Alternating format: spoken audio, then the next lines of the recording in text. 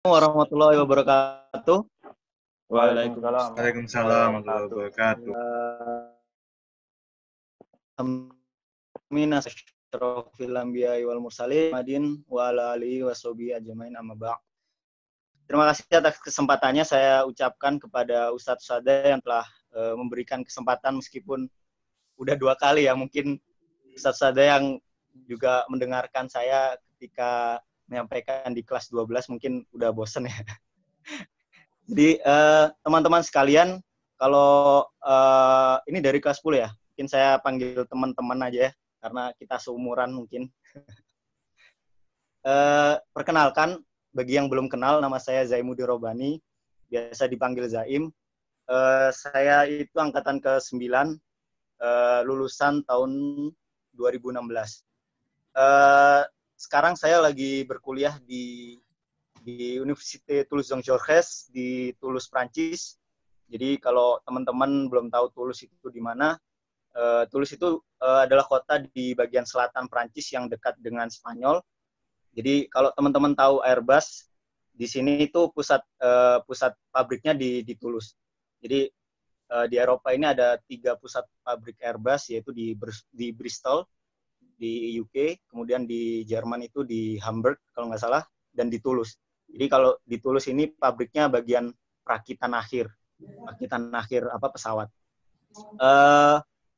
Mungkin kalau berdasarkan judulnya kan Ramadan di kota Prancis ya. Mungkin saya akan kasih gambaran besar ya, cerita-cerita saya maupun teman-teman saya yang saat ini lagi menjalani puasa di negeri yang mayoritas bukan Muslim, atau kita yang jadi mahasiswa Muslim di sini sebagai minoritas. Pertama mungkin saya akan nyampein ya kenapa saya waktu itu pilih Prancis atau kuliah di luar negeri.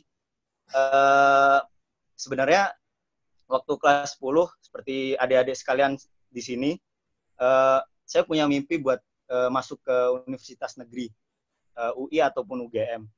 Dan itu saya jabarkan di roadmap atau di proposal hidup dulu, namanya kelas 10 tuh waktu awal masuk itu masa orientasi siswa, saya ingat banget, itu program BK kalau nggak salah, itu ada disuruh buat proposal hidup, dan di situ saya tulis beberapa mimpi-mimpi saya di 5 tahun ke depan, dan termasuk kuliah di sebenarnya awalnya tujuannya kuliah di universitas negeri seperti UI atau UGM. Nah, di roadmap itu saya juga tulis bagaimana cara-cara masuk ke situ gitu, termasuk jadi ranking paralel, kemudian ranking di kelas, kemudian masuk organisasi dan lain sebagainya. Dan alhamdulillahnya juga dari kelas 10 sampai kelas 12, alhamdulillah kalau cakupannya kelas saya ranking 1 kelas dari kelas 10 sampai kelas 12, dan alhamdulillah juga nggak pernah keluar dari 5 besar. Nah, tapi ketika itu waktu akhir, sebenarnya kelas 12 ya, saya udah ketika mau keluar di luar negeri itu kelas 12. Jadi ceritanya waktu itu orang tua saya itu tiba-tiba ngajak ngobrol saya. Jadi berdua, ibu sama bapak saya panggilnya Umi sama Abi. Jadi mereka tiba-tiba ngobrol sama saya di ruang tamu sambil membawa selebaran kertas agen pendidikan luar negeri, namanya Excellent dulu. Jadi mereka bilang kalau, termasuk Abi saya itu waktu itu bilang kalau Abi punya mimpi buat salah satu anaknya itu kuliah di luar negeri waktu itu. Karena saya kan 5 bersaudara, kakak saya itu perempuan dan kuliahnya di UB, jadi kesempatannya ada di saya gitu. Ada di saya. Waktu itu saya kelas 12. Jadi beliau bilang kayak gitu ke saya, yang awalnya saya itu excited buat kuliah di UI atau UGM, pada waktu itu langsung kayak ngerasa jelek gitu ya, karena saya ini hidup itu bukan istilahnya buat nyenengin orang tua juga gitu loh. Dari kelas 12 saya kebetulan berprestasi itu juga karena dorongan dari orang tua, karena waktu itu kelas waktu SMP saya emang benar-benar nggak pernah belajar dan ya kerjanya main mulu gitu. Ketika kelas 10 diwanti-wanti sama orang tua dan akhirnya sebagai pelecut saya buat buat berprestasi di SMA. Nah, pada waktu itu setelah dibilangin seperti itu awalnya langsung drop ya. Karena usaha saya dari kelas 10 yang udah saya tuliskan di roadmap itu, di proposal hidup itu tiba-tiba langsung jelek gitu ketika orang tua bilang kayak gitu. Sebenarnya mereka tidak memaksa, cuman memberikan misalnya namanya orang tua kan punya keinginan buat anaknya kuliah di luar negeri gitu. Pada waktu itu saya diberikan waktu buat mikir sampai sebelum UNAS itu saya ingat banget H-1 pendaftaran SNPTN gitu kalau nggak salah. Nah, di sebelum pendaftaran H-1-nya pendaftaran SNPTN itu saya mimpi waktu itu. Jadi saya kan punya namanya bucket list ya. Bucket list itu yang udah saya tulis dari kelas 10 tempat-tempat atau kota-kota yang ingin saya kunjungi gitu di dunia. Termasuk beberapa di Eropa, kemudian beberapa di Amerika, kemudian di Asia juga gitu. Itu udah saya tulis waktu kelas 10 gitu. Karena programnya itu juga BK waktu proposal hidup di kelas 10. Jadi saya tulis dan salah satu yang paling atas itu adalah kota Cordoba. Pada H-2 itu malamnya sebelum pendaftaran SNPTN tuh saya mimpi, benar-benar mimpi di mimpi saya itu saya melihat kayak tulisan kaligrafi yang dimana ada di masjid kita di Cordoba pada waktu itu. Karena kan dulu saya suka ngelihat juga di Muslim Traveler, kalau teman-teman tahu itu kan sering banget kan ke kota-kota yang punya sejarah Islam di dunia, termasuk di Cordoba. Nah, waktu itu saya mimpi kayak gitu. Mungkin pada waktu itu saya ngiranya ini mungkin jawaban dari keraguan saya gitu, antara kuliah di luar negeri atau di Indonesia. Nah, H-1 pendaftaran SNPTN, akhirnya saya memutuskan buat membatalkan pendaftaran saya di SNPTN gitu. Pada waktu itu ada di ruang BK itu ada Ustadz Said, kalau nggak salah. Ustadz Ansari ada apa enggak ya? Nggak ada, kayak Ustadz Said doang. Waktu itu saya ngobrol sama Ustadz Said, Ustadz, saya udah menentukan pilihan kalau saya kuliah di luar negeri, jadi minta tolong buat dibatalin SNPTN-nya. Karena saya ingat banget juga kata Ustadz Rizal, mungkin ada di sini ya Ustadz Rizal ya. Saya kan sempat konsultasi juga sama Ustadz Rizal, wali kelas saya kelas 12 itu. Le, kalau misalkan kamu menentukan buat kuliah di luar negeri, tolong jangan daftar SNPTN karena kasihan adik-adik kelasmu kalau misalkan kamu pilih, keterima dan nggak kamu ambil. Nah, waktu itu ya mau nggak mau ya emang saya harus membatalkan SNPTN dan akhirnya saya kuliah di luar negeri. Saya milih Prancis. Waktu itu belajar bahasa Prancis B2 itu sekitar 6 bulan. Jadi ada level di bahasa Prancis itu A1, A2, B1, B2. Jadi saya bisa sampai ke B2 sebagai syarat untuk masuk ke universitas di Prancis. Itu kurang lebih 1 tahun ya. Jadi 6 bulan di Indonesia belajar bahasa Prancis, kemudian 6 bulan lagi di Prancis di sini. Mungkin itu ya perkenalannya. Mungkin kita bisa masuk ke inti dari tema pada pagi hari ini, Ramadan di Prancis. Sebelum saya ke sana, mungkin saya menjelaskan secara keseluruhan bagaimana kehidupan kita mahasiswa Muslim yang ada di Prancis ini. Jadi Prancis itu, saya mulai dari Prancis ya. Prancis itu adalah negara liberal ya. Jargon mereka itu fraternité, liberté, dan égalité. Jadi ada liberté. Liberté itu di sini maksudnya adalah bebas ya. Jadi segala sesuatu yang kita lakukan di sini tuh semuanya bebas. Tapi ada juga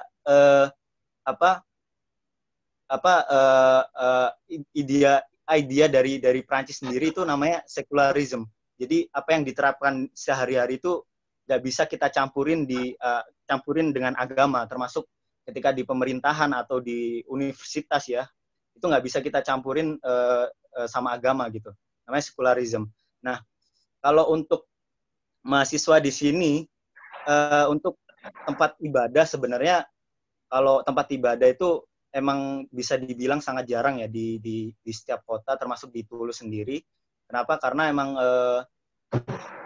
kita sebagai Muslim di sini tuh minoritas di sini, jadi kayak masjid kemudian musola itu bisa dihitung jari lah, apalagi masjid ya. Kalau di Tulus ini cuma ada satu di daerah saya gitu, jadi bisa dihitung jari. Jadi waktu kita kuliah itu dulu, waktu awal-awal saya ingat ya, waktu awal-awal ke Perancis itu, saya kan waktu itu di kota Caen, jadi ada namanya kota itu tulisannya CAEN, dibacanya Caen ya. Jadi bahasa Perancis emang gitu. Kalau teman-teman tahu di Instagram sekarang lagi viral kan, tulisannya apa, terus bacanya apa, tong tong tong tong itu yang di Google Translate itu. Jadi ya emang gitu bahasa Perancis.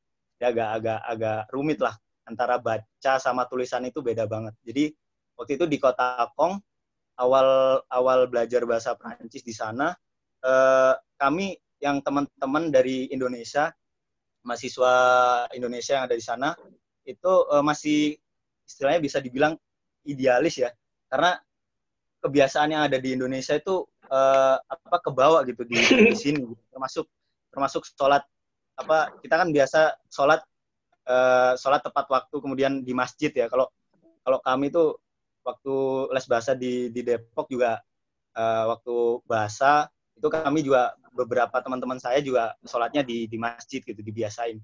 Jadi waktu di Prancis kami kebiasaan seperti itu, dan waktu itu bulan Februari itu pas kebetulan antara duhur sama asar itu waktunya cuma sekitar 45 menit kalau nggak salah. 45 menit, jadi kelas kami itu nggak bisa kita istirahat setelah antara satu kelas ke kelas yang lain itu cuma sekitar 20 menitan. Jadi nggak akan kesampaian ketika kita pulang atau ke masjid yang terdekat untuk hanya sekedar sholat, meninggalkan kuliah gitu, nggak akan sampai. Nah, akhirnya waktu itu kita memutuskan untuk cari tempat buat sholat.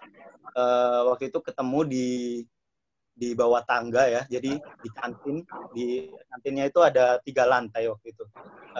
Kita di lantai kedua itu ada tangga yang lumayan lebar, jadi bawahnya itu pasti ada space kosong. Di situ kita sholat gitu. Saya pikir waktu itu nggak ada yang berlalu lalang, jadi karena emang kantin bagian situnya itu, jadi sebelahnya tuh memang gudang, jadi nggak terpakai gitu, jadi nggak ada orang yang lalu lalang, saya pikir waktu itu. Jadi kita sholat di situ, sholat duhur, dan tiba-tiba ketika takbir Allahu Akbar, ada satu orang istilahnya chef kantin itu ngelihatin kita gitu. Waktu itu kami yang lagi sholat otomatis kan nggak konsentrasi ya ke sholat kita. Jadi wah, gimana nih, kita diusir atau gimana nih, dilihatin mulu. Jadi akhirnya kita lanjutin ya Allahu Akbar sampai tahiyat akhir. Setelah selesai, nggak tahu kenapa dia nggak negur kita gitu. Akhirnya kita selesai sholat langsung kembali ke kelas buat ngelanjutin kuliah. Nah, setelah besoknya itu kita mau sholat lagi di situ, tapi tiba-tiba ada kayak yellow line yang ngitarin itu ruangan di bawah tangga itu, dan beberapa security yang jaga. Ada tulisan juga di situ, dilarang untuk beribadah. Jadi beribadah di tempatnya di masjid. Ada tulisannya di situ. Jadi wah, kita pikir waktu itu, saya pikir juga, wah ini mungkin gara-gara kami sholat di sini, jadinya dikasih yellow line, kemudian ada beberapa security guard yang jaga. Nah, jadi itulah maksud saya, kehidupan Muslim di sini tuh agak susah karena tempat ibadah itu terbatas, dan mungkin kalau di Perancis sendiri emang sedikit banget ya masjid. Mungkin beda kalau yang di Jerman ya. Karena di Jerman juga banyak orang Turki, banyak juga masjid. Di Berlin juga saya lihat juga banyak masjid. Komunitas Islam di Berlin juga lumayan banyak. Bahkan ada masjid Indonesia yang di sana. Itu saya pernah ke sana juga, tapi beda kalau di Perancis, apalagi di Paris atau di Toulouse.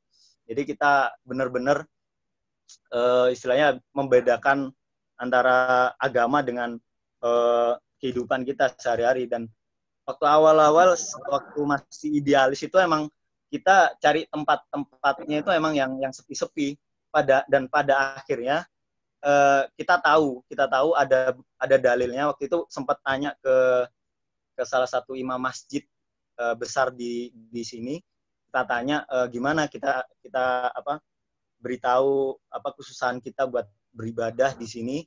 Nah, akhirnya beliau menyarankan untuk cobalah boleh dijamak, tapi kalau bisa tetap sholat tepat waktu, tapi di tempat-tempat tertentu. Nah, beliau itu menyarankan di perpustakaan. Jadi kita di perpustakaan sambil duduk, habis wudhu kita duduk, kemudian kita sholat. Nah, semenjak saat itu kita emang sholatnya di perpustakaan sambil duduk. Jadi nggak pernah lagi kita sholat di tempat-tempat umum gitu. Nah, mungkin kalau masuk ke bulan Ramadan ya, kalau Ramadan di sini tuh puasanya kalau musim panas kayak sekarang ini kita bisa puasa sampai 18 jam, 17 jam kalau sekarang, 17 jam.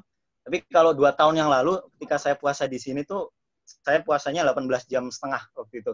Dari jam 3.15 sampai hampir jam 10.15 kalau nggak salah.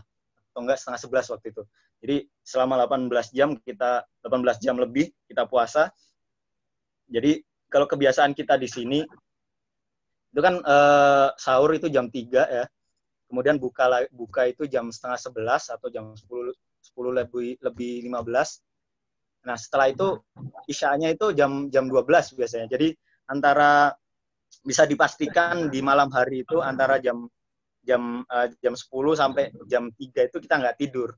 Jadi tidurnya biasanya kalau nggak ada kelas itu di pagi hari. Kalaupun ada kelas biasanya kita cuma tidur 3 jam di sini. Jadi kita ada kelasnya itu biasanya jam 7, kemudian selesai kelas itu jam 4. Nah, sela-sela jam 4 sampai jam 9 itu biasanya yang buat kita yang dimanfaatin buat tidur di jam-jam ini. Waktu malam hari kita pasti nggak tidur karena sholat isya'nya itu jam 12, nggak mungkin kita tidur habis buka kemudian kita tidur, agak nggak mungkin gitu karena sholat isya'nya jam 12. Jadi ya itu kesusahan kita di situ gitu. Jadi puasanya lebih panjang. Cuman di bulan Ramadan ini adalah bulan-bulan yang dimana kita mahasiswa di sini, termasuk terutama mahasiswa Muslim di sini itu yang paling ditunggu-tunggu. Kenapa? Karena kita di sini bisa buka puasa itu di masjid secara gratis gitu. Jadi bisa menghemat uang. Kalau misalkan di Indonesia itu kan mungkin buka puasanya takjilnya itu kan nasi kotak ya. Mungkin isinya ayam, tahu tempe sama sayuran dan nasi gitu. Kalau di sini enggak. Kalau di sini lebih banyak lagi. Kalau teman-teman mungkin tahu makanan-makanan Arab yang satu loyang besar isinya nasi kebuli sama daging kambing atau daging sapi, di sini juga gitu. Jadi ada beberapa memang dermawan yang memberikan setiap harinya itu makanan seperti itu gitu. Jadi kita paling suka itu ketika bulan Ramadan karena berbuka puasanya bisa istilahnya perbaikan gizi lah. Jadi ada di situ macam-macam menunya tuh. Setiap hari itu hampir dipastikan beda-beda. Ada nasi kebuli, kemudian ada kambing, biasanya ada ikan atau daging sapi dan lain sebagainya. Jadi paling suka itu bulan Ramadan, meskipun di tengah kesusahan ya, kita kelas dari jam 7 sampai jam 4, kemudian kita nggak tidur, tapi waktu buka puasa ini paling seneng gitu. Kita ke masjid, kemudian habis sholat, kita buka bareng sama berbagai macam negara di situ. Ada Maroko, ada Algeria, kemudian ada beberapa teman-teman yang saya kenal juga dari beberapa negara-negara ketiga ya, kayak Sudan, kemudian dari Syria juga ada. Jadi ada banyak cerita-cerita yang jadi inspirasi juga bagi kita di sini. Gimana cara kita bersyukur kita sebagai warga Indonesia yang tidak terdampak perang seperti yang ada di negara-negara mereka gitu. Saya dengar ceritanya mereka tuh sampai mungkin bisa bisa jadi menitiskan air mata ya waktu itu, karena mereka tuh ceritanya emang luar biasa banget ya. Jadi mereka bisa sampai ke Prancis itu tanpa dokumen legal. Mereka melewatin beberapa samudra dari kapal kecil yang mereka sewa dari agen emang penyalur imigran ke Eropa itu emang dari kapal-kapal kecil, kemudian terombang-ambing selama beberapa bulan itu mereka real ceritakan ketika kita buka puasa bareng itu. Jadi ya istilahnya saya lebih bersyukur lah jadi warga Indonesia yang semuanya sekarang di Indonesia meskipun lagi ada musibah virus ini, tapi kita bisa hidup lebih damai. Kita bisa menjalankan ibadah di Indonesia juga lebih baik lagi gitu. Mungkin itu sedikit cerita. Ini sampai jam berapa, Ustaz? Nanti takutnya. Ya, karena nanti kan ada sesi tanya jawab. Mending lebih ke sharing tanya jawab dulu aja biar waktunya lebih efektif. Oh, ya.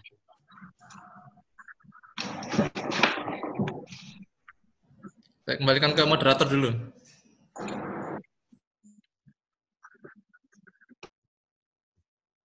Terima kasih atas sharingnya, Mas Zaim.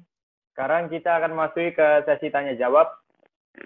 Barangkali ada yang ingin ditanyakan mengenai apa saja lah, bebas ke Mas Zaim, kayak misalkan kalau mau kuliah di Prancis atau gimana dulu pengalamannya pas di organisasi atau OSIS di pas SMA dulu, terserah, bebas.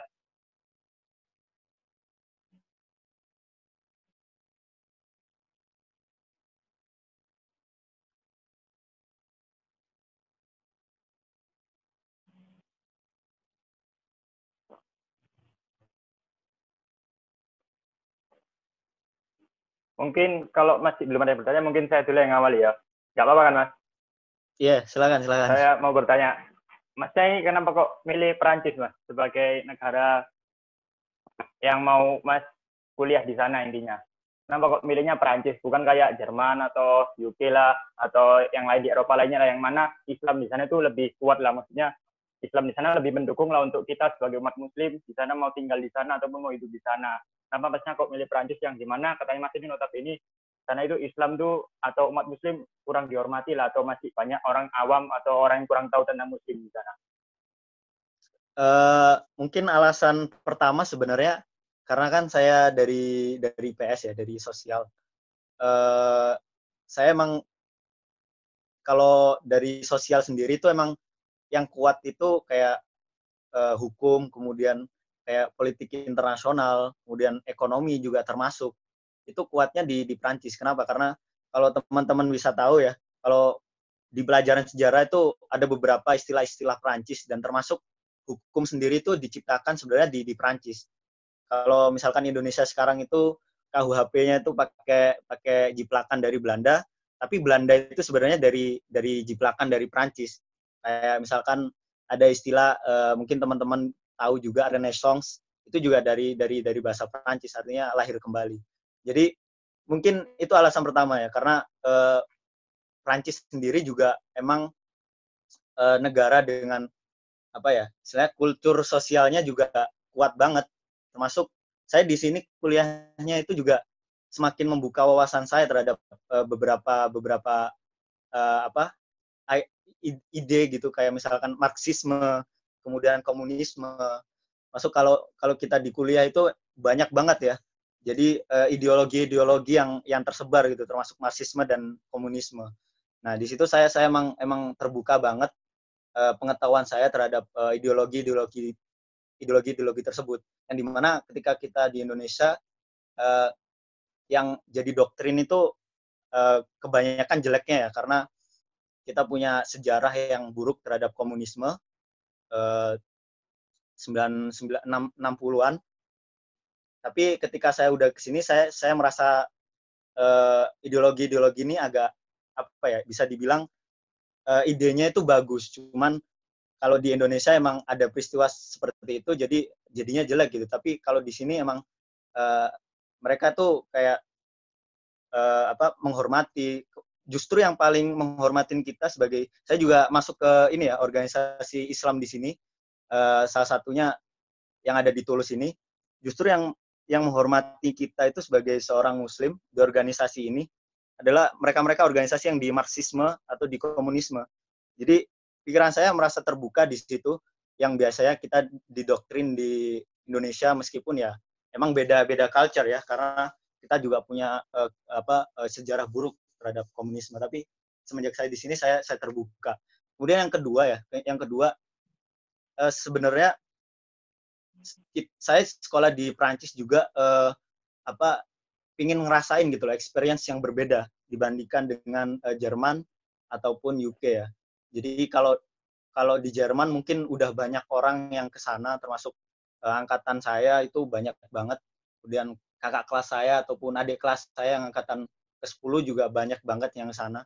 Saya mencoba untuk yang berbeda gitu di negara yang berbeda. Saya pengen ngerasain gitu gimana kita itu jadi seorang Muslim, istilahnya seorang Muslim sejati ya, karena kita nggak bisa bilang kalau kita itu seorang Muslim sebelum kita tinggal di negara yang istilahnya minoritas lah, karena emang tantangannya beda ya, kayak yang udah saya ceritakan tadi, kayak kita beribadah itu harus di perpustakaan sholatnya, kemudian kita puasa itu 18 jam lebih, kemudian mereka perempuan yang berjilbab itu meskipun tidak dibatasin ketika berbelanja atau ketika keluar, tapi mereka tidak boleh mereka nggak boleh, kalau di universitas swasta ya dan beberapa universitas negeri mereka nggak boleh ketika belajar mereka pakai jilbab, itu nggak boleh. Ada beberapa universitas negeri, termasuk universitas swasta yang ada di sini. Cuman kebetulan di universitas saya membebaskan kita untuk berpakaian apa aja. Cuman kalau di parlemennya atau di pemerintahan di Prancis sendiri itu mereka melarang untuk memakai jilbab. Kalau di Amerika kan masih mending kan, senatnya itu ada yang Muslim dan ada yang pakai jilbab. Kemudian di UK juga parlemennya juga udah beberapa ada yang Muslim pakai jilbab. Bahkan wali kota di London itu kan udah Muslim. Dan itu saya ngerasain juga di London itu lebih banyak masjid. Jadi saya kan juga di sini kan saya nyambi juga jadi tour guide ya. Jadi saya udah alhamdulillah udah banyak ke beberapa kota yang ada di Eropa juga karena berkat jadi tour guide itu, termasuk di London. Jadi saya merasakan di London itu, kalau mungkin kakak kelas saya itu yang ada sekolah di London kayak Mas Hilmi dan lain sebagainya itu, mereka merasakan lebih banyak masjid ya di sana dibandingkan dengan Paris atau beberapa kota yang ada di Eropa. Kalau bisa dibilang istilahnya, kalau kita di jalan-jalan misalkan ke Budapest atau ke Praha, kita cari di Google Maps itu mungkin yang muncul bisa dihitung jari gitu, antara 1 sampai 5 masjid atau 5 musola. Tapi kalau di London itu udah banyak banget gitu masjidnya di sana gitu. Nah, itulah jadi kenapa saya pilih Prancis itu ya, mencoba untuk experience baru lah. Jadi menjadi seorang Muslim yang berbeda lah tantangannya gitu. Mungkin itu ya. Terima kasih Mas jawabannya Mas. Mungkin ada yang ditanyakan lagi dari teman-teman ini. Apa barangkali ada yang masih penasaran tentang Ramadan di sana itu gimana sih? Atau yang lain lah, terserah lah, bebas lah pokoknya. Saya mau nanya. Oke. Ya, Oke. Terima kasih. Saya cuma mau nanya sedikit aja, nggak tahu banyak. Tapi menurut Mas gimana ya? Apa ya? Kayak hal-hal yang baik dalam budayanya Prancis itu apa, dan mungkin apa yang bisa diterapkan di Indonesia? Terima kasih. Ya, jadi kalau budaya baik itu emang banyak ya, banyak budaya baik yang bisa kita contoh di ketika kita jadi orang Indonesia ya. Salah satunya adalah mereka itu orangnya ini jadi terbuka dengan siapa saja. Ketika kita ngobrol dengan mereka pasti akan terbuka, nggak ada yang ditutup-tutupi. Jadi kalau orang kita kan biasanya kalau kita ngobrol, kalau nggak ada yang penting kan kita pasti nggak akan ngomongin. Kalau mereka nggak, apapun mereka obrolin gitu. Termasuk ketika kita menyindir sesuatu ke orang ya, orang lain menyindir ke orang lain, itu mereka nggak ada rasa sakit hati. Jadi istilahnya nggak baperan gitu.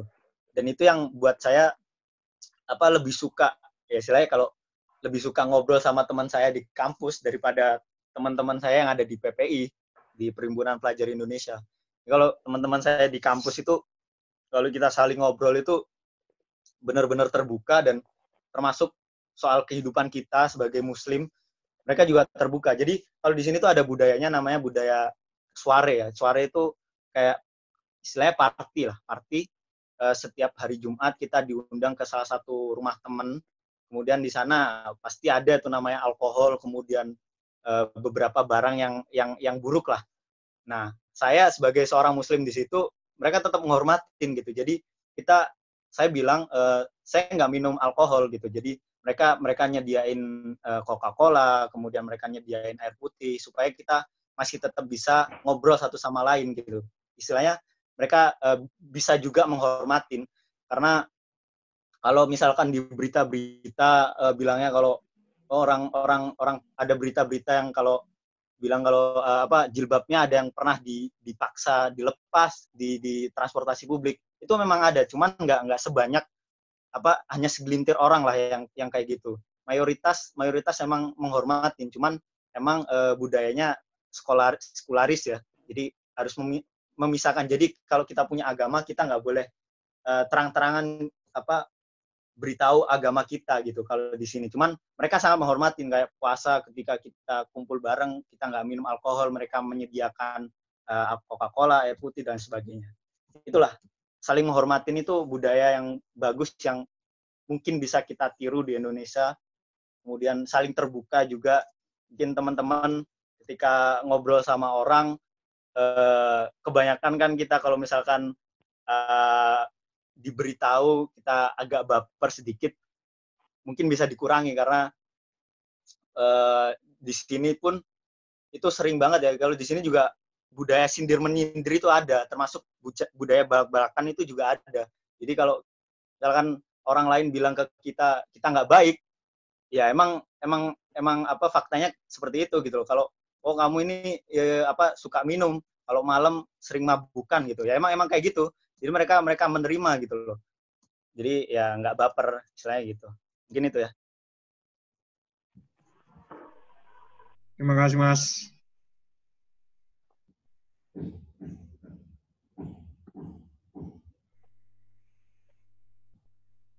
Mungkin ada pertanyaan lain? Saya Mas mau nanya. Ya silakan. Kalau misalnya kan Masnya kan kuliahnya di luar negeri kan, itu kayak ada nggak sih kriterianya kalau pendaftarannya, apa yang harus dikerjain, apa yang nilainya harus bagus apa enggak gitu ya? Kalau khususnya di Perancis ya, saya bicara Perancis karena saya merasakan juga ketika pendaftaran. Jadi kalau pendaftaran di sini tuh nilai emang penting, tapi yang paling penting itu niveau atau level bahasa Perancis. Jadi level bahasa Perancis di sini persyaratannya untuk masuk ke universitas negeri itu harus B2. Jadi kalau TOEFL itu kalau di bahasa Inggris kan ada TOEFL, kalau di sini ada level bahasa Perancis, ada A1, A2, B1 dan B2. Yang paling tinggi itu B2.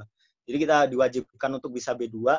B2 itu harus bisa lancar ngomong, kemudian ketika diajak debat itu bisa, kemudian bisa nulis juga, vocabulary-nya juga bisa dikuasain. Jadi yang paling utama itu sebenarnya bahasa Perancis ya, level bahasa Perancis. Jadi kalau nilai itu emang penting, cuman nggak terlalu, kalau menurut saya nggak terlalu dilihat kalau nilai. Yang paling penting itu bahasa Perancis. Ya, kalau mungkin teman-teman ya, sekarang kelas berapa ya? Kelas 10 ya, naik ke kelas 11. Mungkin kalau ada yang minat di Perancis nanti mungkin 1 tahun ke depan bisa dipersiapkan bahasa Perancisnya supaya setelah bisa bahasa Perancis dapat level B2 bisa langsung berangkat. Kalau saya dulu harus skip 1 tahun buat bahasa Perancis baru bisa kuliah di sini. Kalau kuliah di sini tuh S1-nya itu cuma 3 tahun. Jadi bisa lulus lebih duluan daripada teman-teman kalian yang kuliah di Indonesia. Jadi mungkin itu ya. Oh ya, ada juga mungkin kalau yang ada beasiswa juga buat S1, itu bisa dicek mungkin buat persiapan juga, Kampus France. Jadi di Instagram itu mungkin ada apa namanya, Kampus France. CAMPUSFRANCE. Itu di situ ada beasiswa, pendaftarannya dibuka setiap bulan Mei kalau nggak salah, pertengahan Mei. Kalau tahun ini dibuka tanggal 18, mungkin nggak ada yang kelas 12 ya. Kalau ada yang kelas 12 mungkin bisa coba dicek di situ. Itu lumayan bisa dapat beasiswa tiket pesawat, kemudian pendaftaran universitas, kemudian biaya hidup juga dikasih dan lain sebagainya. Dan seleksinya juga nggak banyak ya, cuma bahasa doang sama wawancara doang. Jadi kemungkinan besar diterima juga besar. Jadi kalau mungkin teman-teman ada yang mau berminat buat kuliah di Prancis, bisa dipersiapkan dari sekarang bahasa Prancisnya buat sampai level B2. Mungkin itu. Ya, makasih Mas.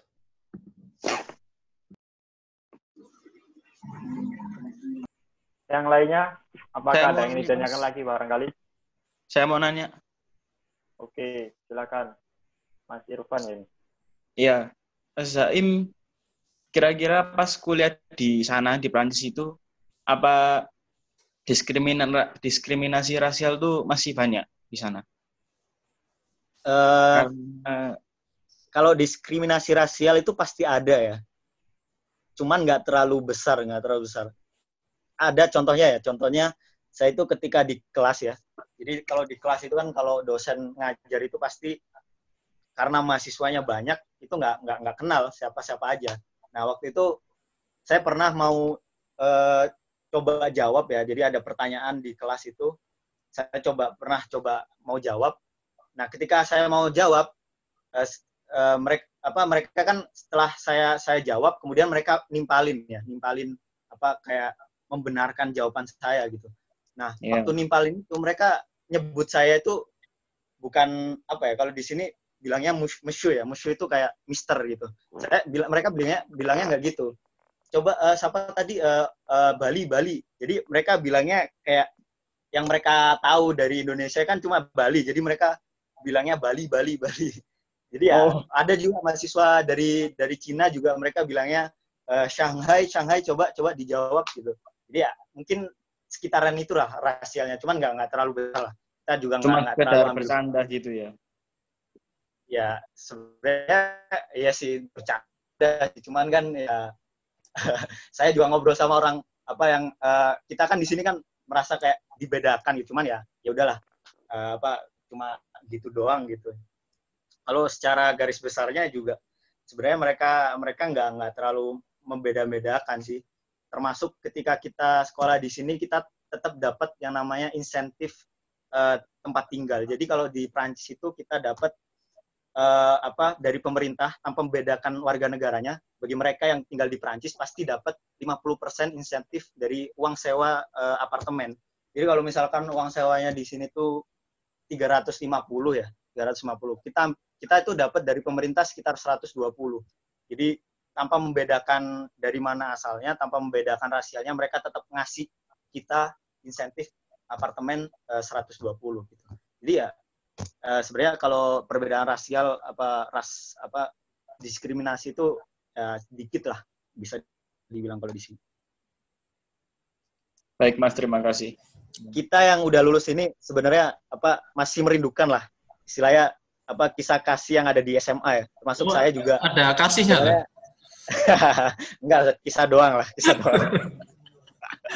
Jadi mungkin teman-teman yang baru kelas 10 dan naik ke 11 benar-benar dimanfaatin buat kebersamaan kalian terhadap satu angkatan, termasuk kegiatan-kegiatan yang ada di OSIS, kemudian di Ambalan, kemudian di MPK. Itu nanti yang jadi bahan cerita kita ketika kita udah lulus. Jadi yang jadi bahan cerita kita ketika udah lulus sama teman-teman kita itu bukan soal nilaimu dulu berapa sosiologi, nilaimu berapa ekonomi, enggak, tapi dulu waktu acara Aztec atau High Fest kamu pernah digojlokin sama teman-teman ya. Itu yang cerita-cerita seperti itu yang buat kita kangen gitu. Jadi teman-teman jangan antisosial ya. Jadi jangan apa kayak menyendiri atau jadi pribadi yang nggak mau apa bareng sama teman-teman satu angkatan dan sebagainya. Jadi harus dimanfaatin. Itu yang jadi cerita-cerita kita ketika udah lulus gitu. Mungkin itu ya saran apa pesan-pesan. Oke, terima kasih. Kembali ke Mas Fian untuk dipimpin doa. Siapa yang memimpin doa? Oke, Ustaz. Oke. Alhamdulillah kita sudah berada di penghujung acara ini. Dan insya Allah acaranya akan ditutup dengan doa yang akan dibawakan oleh Mas Danendra Asyam Rahmanda dari kelas kuliah 1. Untuk Mas Danendra Asyam Rahmanda, waktu dan tempat kami persilahkan. Bismillahirrahmanirrahim. Assalamualaikum warahmatullahi wabarakatuh. Teman-teman, marilah kita berdoa kepada Allah agar ilmu yang kita dapatkan hari ini dapat bermanfaat untuk kedepannya, dan semoga penyakit wabah ini segera diangkat oleh Allah Subhanahu wa Ta'ala. Amin. Al-Fatihah.